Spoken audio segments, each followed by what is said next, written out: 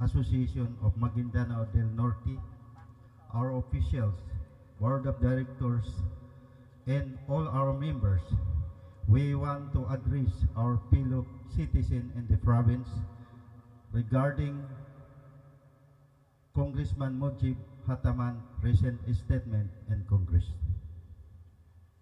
During Congressman Hataman interpellation about the ongoing political crisis in Maguindanao del Norte,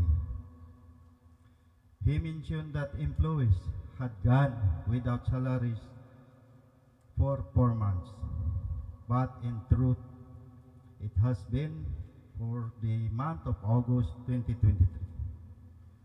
This situation is due to the failure of the designated treasurer of Maguindanao del Norte, appointed by the Bureau of Local Government Finance, BLG Region 12, to report to the Provincial Treasurer's Office. As employees of Maguindanao del Norte, we have not voiced complaint against Governor Abdurrauf Makakua for the delay because we understand the circumstances behind it. We appeal to those involved in the Maguindanao del Norte issue not to exploit our situation for personal gain or political motives. The core concern is daily in receiving our salary and mandate of the different offices due to treasurer's absence from work.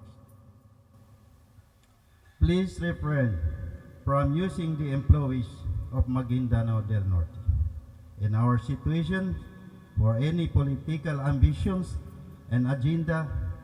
Our primary focus is on resolving this crisis and ensuring the welfare of our families, covering the basic needs, tuition fee, utility bills, and financial commitment to GSIS and Pag-ibig.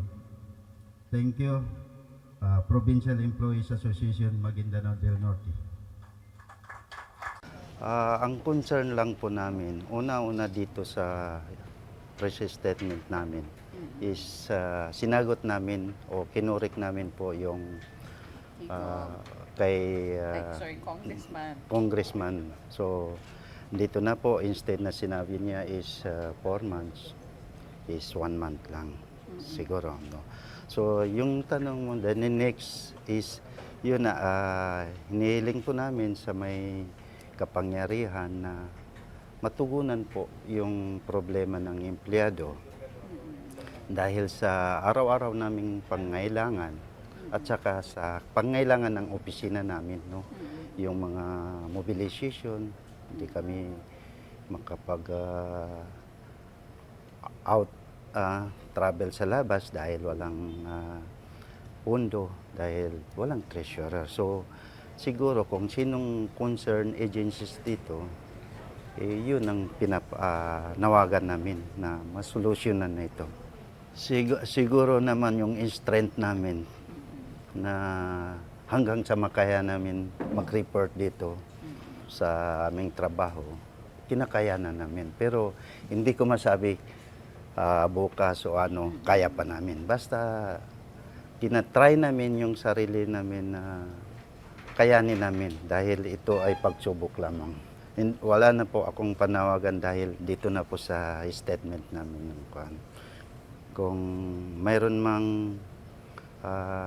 mag-ano sa kanya, yung BLGF, dahil nanawagan na lang kami kay Governor na mag-interfere siya for the agarang solusyon ng aming problema. Yes, sa aking mga kasamang empleyado, sa officers and board of directors, at sa lahat ng regular employees at saka sa mga GEOs, tayo po ay maghahantay-hantay lang sa hindi na siguro magtagal.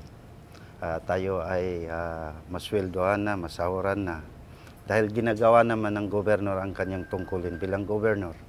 So, dito sa official statement namin, ay ito na ang pinagkasunduan namin kahapon pa na ipalabas namin sa public.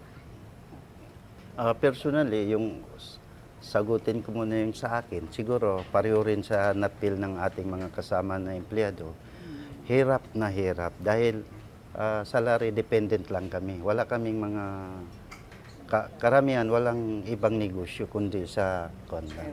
So, yun ang naging mga problema namin, yung pang-araw-araw, allowance ng aming mga anak na nag-aaral, yung bayarin sa bills, tubig.